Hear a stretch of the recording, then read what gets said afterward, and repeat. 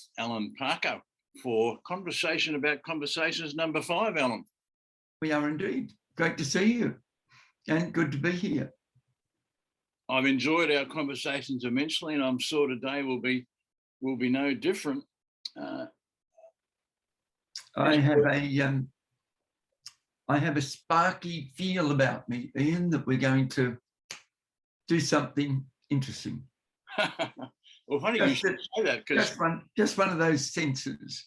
Yeah, well, because funny you should use that term, because I have this sense that we should talk about Sparkenations, which it's a common topic this week. I've had people asking me, what's a Sparkenation? And I thought, because these are Sparkenation conversations. Yes, yeah, right.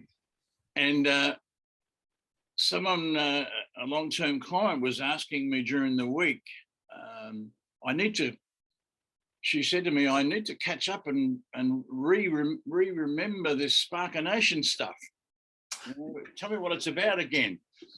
And so I explained to her that when I was writing the Changing What's Normal book in 2011, part of my research and my work up until that point, I kept noticing when I was working with people one-on-one workshops, giving speeches, whatever it might be, I kept noticing that when people had epiphanies or aha moments, that there was a dynamic going on.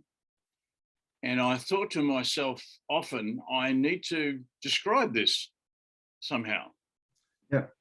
And so I've written the book pretty much, and I said to my wife, because she was going to design the cover. Indeed, she designed the cover for one of your books.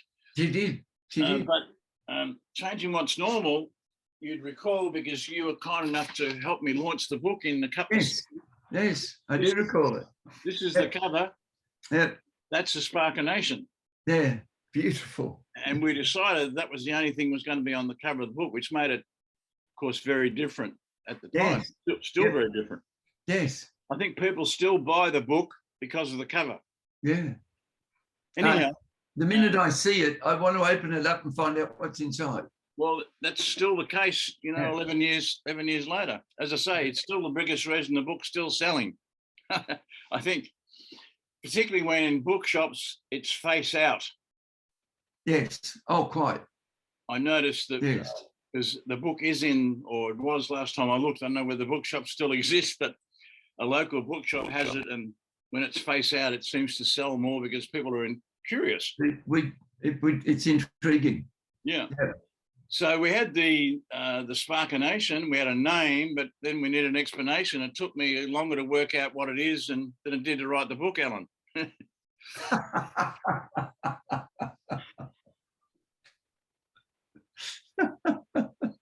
Life can be like that. Yep. So I came up with a term, and it's a bit long, but it kind of holds. So this is a Sparkenation. First of all, it's a spark. Yep. Because I noticed out there in the audience, in the room, or just sitting with someone one-on-one, the epiphany light goes on, and it's like people have been sparked. Yes, I totally concur. You know this, you've seen it thousands of times. So it's a spark that ignites passion.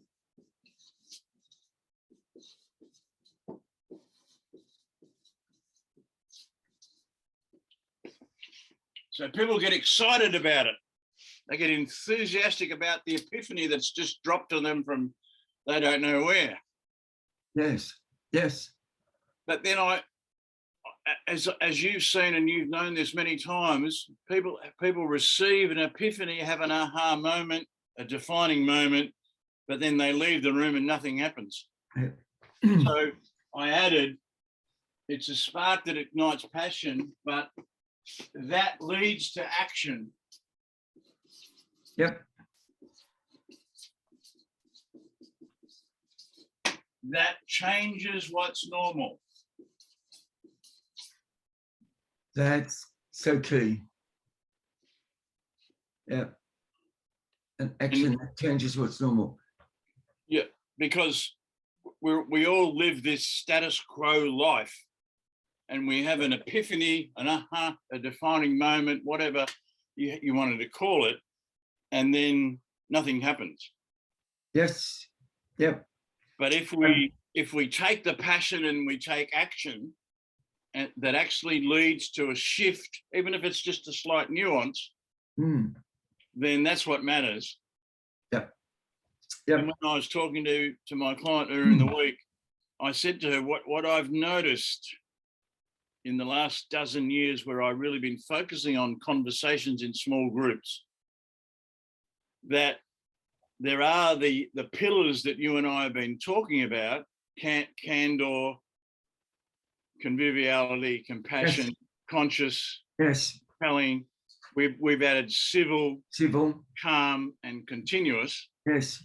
They're kind of the foundations, but if you like, the concrete that's holding those foundations up, I've noticed probably three things, and they might be added to the pillars. I don't know. I'm still working this through. Yeah. But the greatest conversations have wisdom, curiosity, and sparkenations. Yep. Now, you probably, knowing you as I do, you've probably got a neuroscientist explanation for all of this. I could go on and bore you for an hour.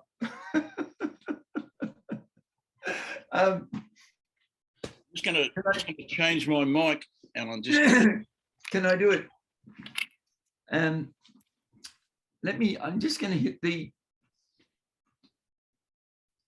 Just give me one moment. Yeah, Ian, can I just do two really quick explanations? Our brain, our nervous system operates with what are called synapses, and they are there's a brain cell, and it has dendrites and axons, and they're bits like that, and there's just millions and billions of those. Yeah. And somehow magically electricity runs through them. And whatever comes through here and out to here, it actually then goes into three different places. Now, there's an adjoining cell, and it's got dendrites and axons, and it might have 4 or 5, but those 3 decide where they're going to send the message. Right. And the interesting thing is it's electric through here, and then somehow magically it becomes biochemical, and a thing called a neurotransmitter, which is like a courier, takes the electric message, floats it across the cerebrospinal fluid in the brain, and finds what's called an action potential, and the biochemistry becomes electric again, and it goes along, and it goes faster than you can ever think that could happen. And that's what's called linear brain processing. Linear brain processing. Linear processing. And it's what we needed during the industrial era. Yes. Because everything was mechanized and everything worked in a straight line. And in itself explains a lot, because that era dehumanized our world more than anything ever before. Yeah. And we've still got a hangover from it. And what we did there, if we do enough of this, Ian, it will create self-orientation. Right. But then as the world started to change and we moved into the information age, the neurons had to work harder. And so you learned to be able to drive a car, pay attention to the road, and listen to the radio at the same time. And these things here, we pass them on to the things on the opposite side, and you would, without knowing it, you'd only get half of the message from the radio. And you'd get caught up in driving the car, and you get part of everything went across, but you're able to function. How fascinating.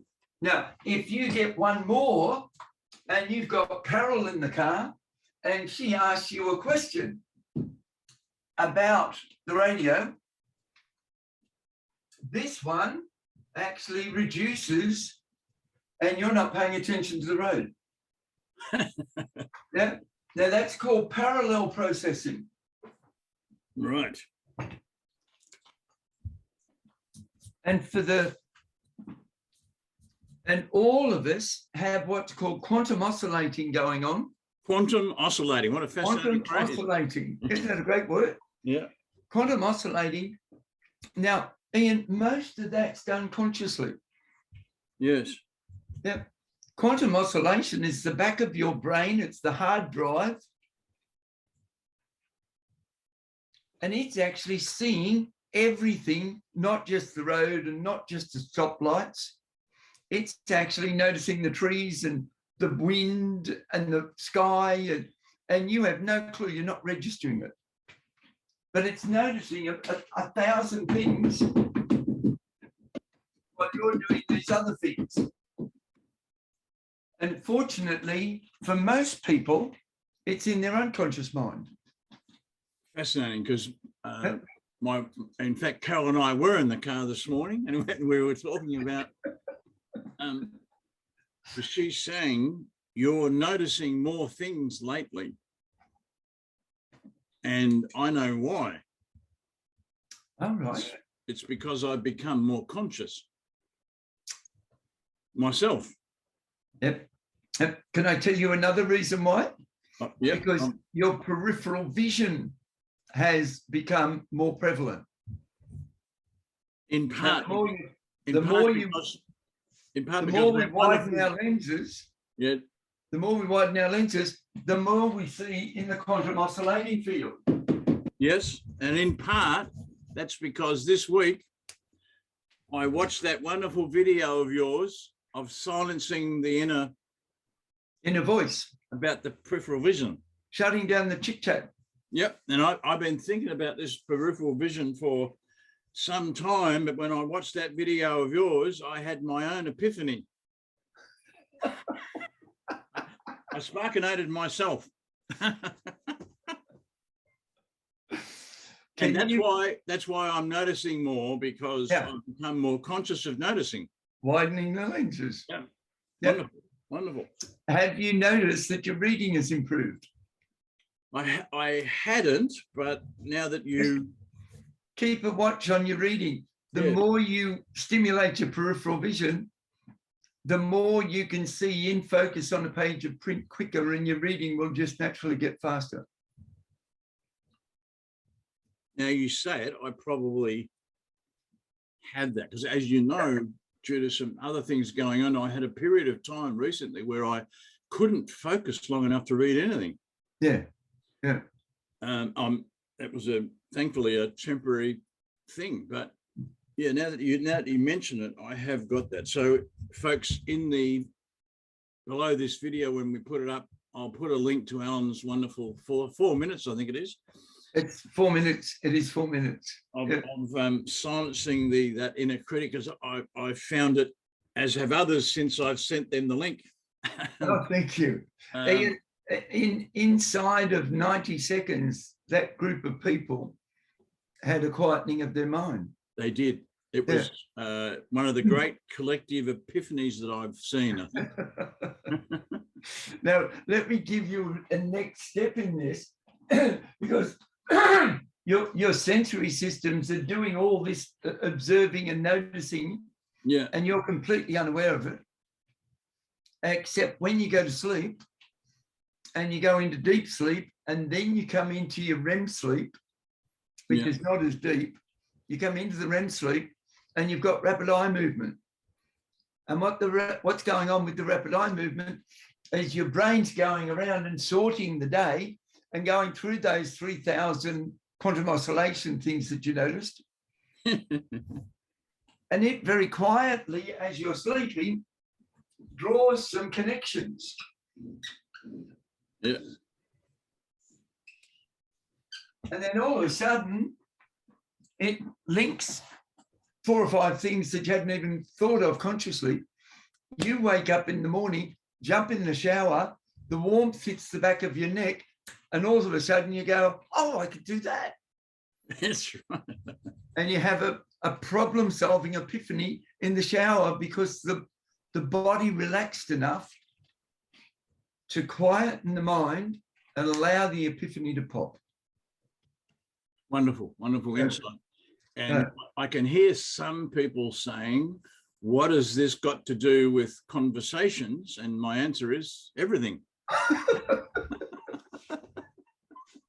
Yep.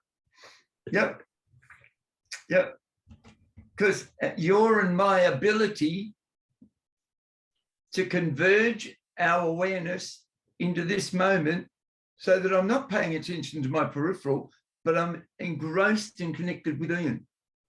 Yeah. And then if somebody else comes in, I've immediately got to widen. Yes.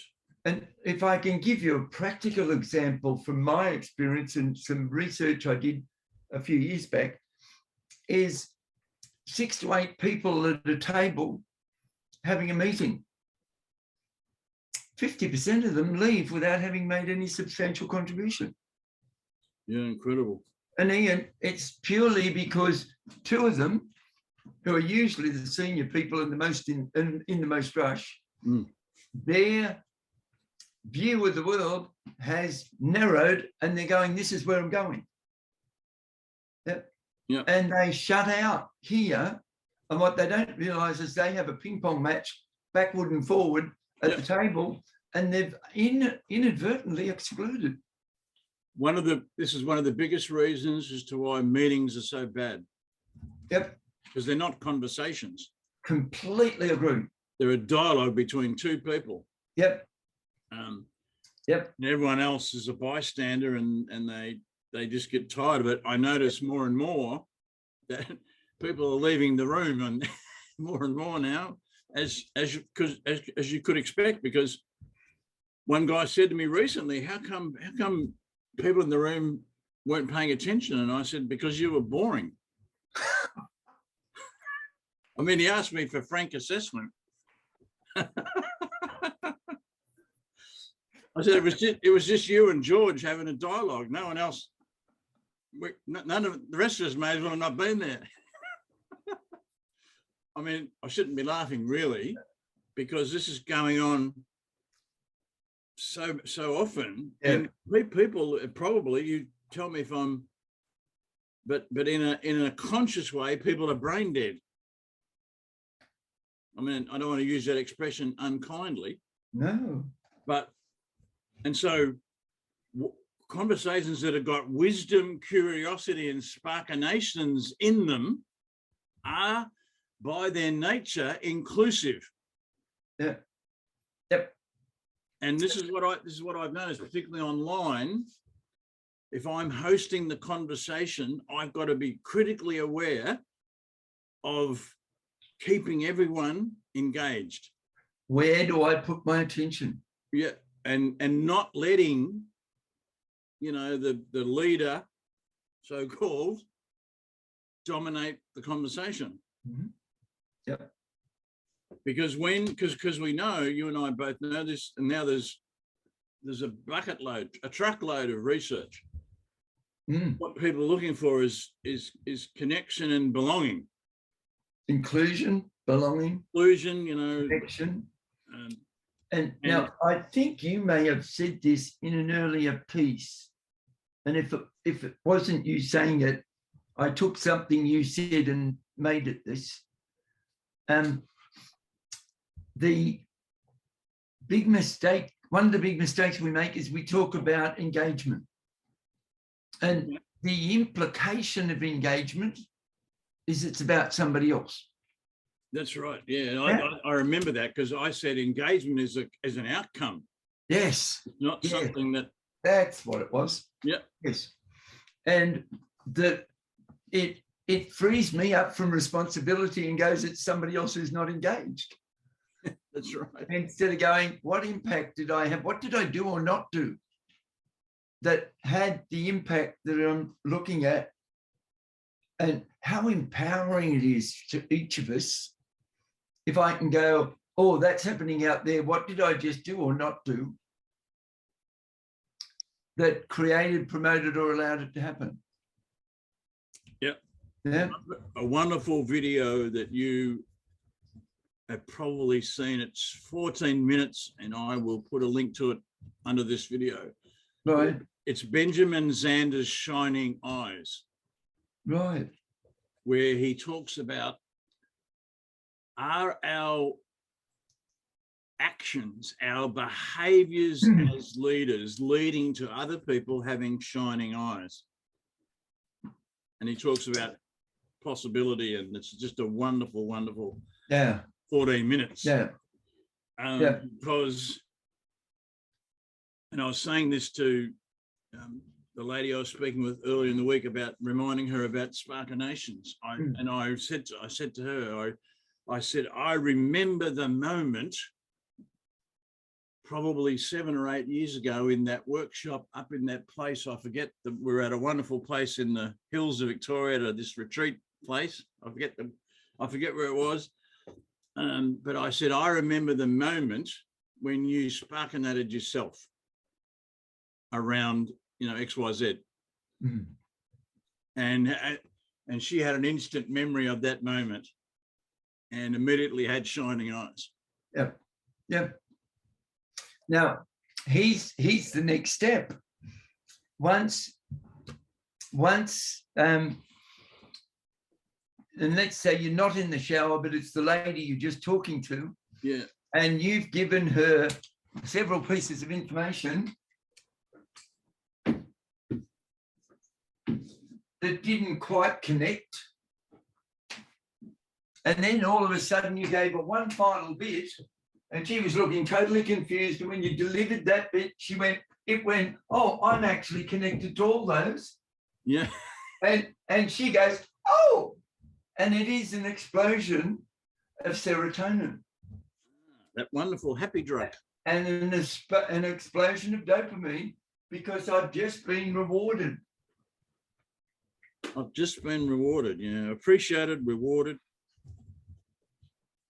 Wonderful. And Ian, the minute it happens, and it happens because the information, that the frontal lobe's the only part of the brain that can successfully pull 6 or 7 things or 8 things together and link them and come up with the. All I've got to do is go, oh, now that explosion of oxygen goes boom and produces the serotonin and dopamine, and it's sparked in the frontal lobe, which goes straight to the hippocampus, which comes back to the frontal lobe to long-term memory. Yeah, I'm invigorated by the whole idea. But it also something I'm working on when I'm hosting conversations. I don't want to give people too much information because there's a chance of disconnection. And I didn't realize why until you drew that, because I think you can see over on this one here. I'm trying just to give 2 or 3 bits and then the spark. Yes. Rather than a whole bunch of stuff. Yes. As I say, I'm a work in progress on this. And Ian, the brain actually wants to do both. Does it? Yeah, there you go. Yeah. Because while you're driving and having a chat to Carol and listening to the radio and watching the road, you're missing 3,000 things every moment. Yeah. But your eyes are seeing it, your ears are hearing it, but you're not registering it consciously. No. So that information is actually going in. And as you say, not going into your conscious mind. No, but when we're asleep, it's all the great data processor ever is this one. It's why sufficient sleep. We need about 4 to 5 hours absolute minimum to get one cycle of deep sleep and REM sleep in. Yeah. And it's why, you know, the majority of people need 8 or 9 hours. Yeah. And that gives them a chance to get 2 REM sleeps in. And it's probably now being recognized along with exercise and diverse stimulating social interaction and conversation. They're probably the 3 major things to keep mental health and stress under control. Wonderful, because I've been talking to people about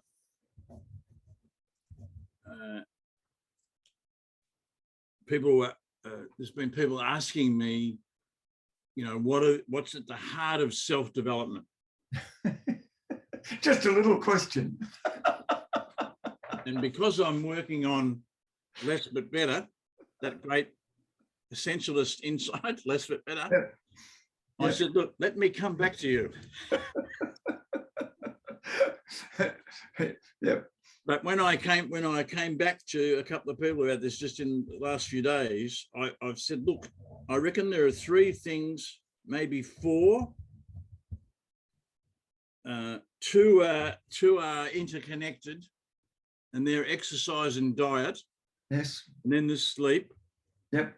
And then there's wise, curious, Sparkenation conversations. Yes. Yep. And diverse, interesting social interaction and conversations are in almost every piece of research you want to look at associated with mental health and well-being. Fascinating that's yeah. And I think what this is where I know this is where my consciousness is heading. Yeah. I want to be more aware. Mm-hmm. Because I think self-awareness is the great leadership skill. Yep. Yep. It's the most underdone one in our world today. Yep. I think yep. awareness of others is the close number 2. Yep. But in working on my self-awareness, I'm just realizing more and more that as a communicator, as a conversationalist, it has to be less but better. Mm-hmm. Not so much information, no, more insight. Yeah. And little bits of it, so that people feel connected, a sense of belonging, and then they bring themselves to the moment, the conversation. We've touched on this before, and probably worth touching on it again. This is why stories are so important, because when there's a story and then a conversation, there's magic happening. Stories produce a stimulation of the visual cortex. So while you're telling me the story, my brain's making pictures. Yeah. The moment I do inquiry and ask you questions about it and acknowledge what you've said to let you know I've heard you, and then I confirm back to you, I'm actually stimulating my semantic memory and my semantic intelligence. And our semantic intelligence is the most buildable conscious memory system that we know of in our brain at the moment. I knew you'd have an explanation. But isn't it wonderful? Just extraordinary. Isn't it wonderful, though, that we have now the capacity at a scientific level to share with people what's going on in a way that's people can get it. I think you were in the room the other day in another forum when I talked briefly about this essentialism path that a couple of mentors helped me go on back in 2015. Yes. Because I've always been the kind of person. There's always been a lot going on, and my mentor said to me, "You're going too fast for yourself. You're a quantum oscillator." I was on steroids, mate.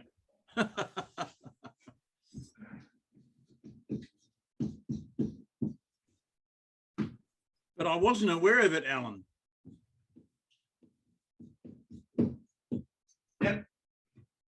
Yep. Now, very interestingly, when my mentors helped me to declutter,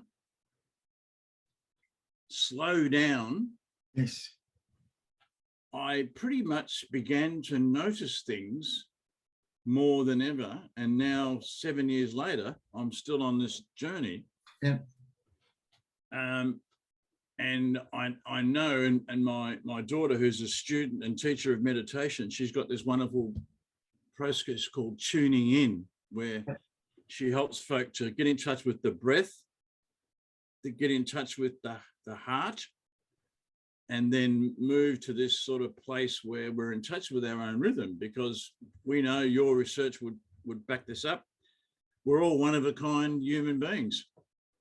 We've got our own rhythm. Yep. Yep. Now, I didn't really know this until 2015. I was going too fast for myself. Yep. And therefore in too much of a hurry for others, really, as well, because, you know, which was a classic, of course, because I remember at one stage a workshop just before that time, 2014, I'm going 800 miles an hour. You know, I'm on a plane every other day. I'm visiting this country, then I'm somewhere else, and I'm doing this. And I woke up one morning in the fetal position in a hotel room, not knowing where I was. It really shocked me. Mm-hmm. And I remember doing a workshop around that time where someone in the room, God bless them, said, we know you're talking about some really important stuff, but you're going too fast for us. Can you slow down? And that was this first, you know, probably I'd had reminders before, but you know, because it was okay in a room, you know, when you're doing a talk, but it's different in a conversation. Very. And that was the time that I started this journey. It was a couple of years before, but this journey from big groups, or, you know, 50 people or more, to 10. Yeah. Yeah. And there's a dynamic going on that's much different. But it's about helping folk to get in touch with their own rhythm. Now, when that happens in a room, Magic. it is just the great reminder of, you know, being human, being centered, isn't it? It's yeah. You've sparked me going back. I'm sure you would have heard of Elisabeth Kubler-Ross, the wonderful Swiss psychiatrist who wrote the amazing book Death and Dying. Yeah. And going back decades, really, I would find particular people around the world, Ian, who were doing great things, and I'd go and watch them, study them, and be with them. And Elisabeth was one of them. And I used to marvel at her. She would be, and she sat on a stool a lot, and she'd be sitting on a stool and she'd be telling a story. And when she was telling a story, everybody's sitting there going, and then she'd come out of the story and she'd go, and what we've got to remember from that is, and 50% of the audience would write it down. And then she'd go back to the story, and then they're going, and she had this amazing ability to have an audience dance with her. I've had this this great shift in my work by telling a story and then stopping and allowing a conversation rather than me rabbiting on after the story. Yes. That's been the great shift in my work. I truly, you know, we're putting a lot of emphasis in telling our stories. I'm a big advocate for tell your story for a little bit and then shut up and let people talk about it. Me too. And let me ask you how you did X. Yeah. And what was going on in your head at the time? Yeah. Yeah. I reckon, this is my rough equation, that 20%'s the story, 70% the conversation and 10% the decisions we make after the conversations. That's about roughly where it may change, but that's roughly where I'm at the moment. Now, of course, the conventional wisdom, which you and I know is usually not wise. And out of date. It's all about the story. And, you know, I'm glad that we're talking about stories so much, but it isn't the heart of the matter. The heart of the matter is the conversations that follow the story. Yep. Yeah. We should, I'll somehow, I'll make that visible in the information that goes underneath this video. Yeah. You spark again for me. The part of our brain that tells stories is called our episodic memory. Yes, which remembers our experience of it, which we touched on back in conversation 3. And if I don't pause often enough for you to jump in and clarify, you'll never find out what the other people were thinking or doing. No. Because most of what I'm going to tell you is about me. Yes, and that's why the pauses, long and short, and silence are so important to wise and curious Sparkenation conversations. Yep. It provides time for the listener to formulate their thinking and to ask the questions they want to ask. I think I've said this before, but I once in a room, a group of people, we waited 11 minutes. Yes, you did. Even I was getting nervous. But then this young woman spoke. She was the most junior person in the room, and when she spoke, everyone's world changed in that moment. Yeah. So the silence of it, the power of waiting, allowing people to, give them the space. Yes. Not everyone can jump in. Yep. The pause. We could probably have an entire conversation about pauses. Yep. It's feeling like this is our sort of end for today, my friend. Please. Is there anything? I just want to flag that the end of the day, I'm not even speaking, because once you mention the pause, my brain goes, oh, can I tell you about consolidation, and can I tell you about differentiation and how it enhances memory? And I go, shut up, Allan. Well, I think next time we will start with the pause and silence. Yeah. Sounds wonderful. We'll look forward to seeing you then, mate. Delightful and fun. Thank you. See you soon. See you soon. Take good care. Bye for now. Right.